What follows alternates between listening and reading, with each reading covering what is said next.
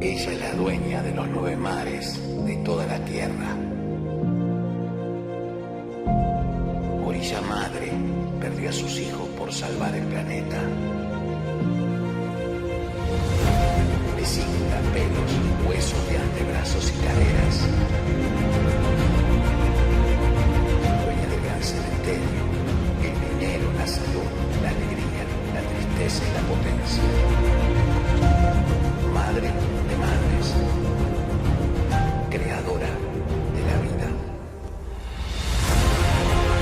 Alupo pare balalote, arrobo pare.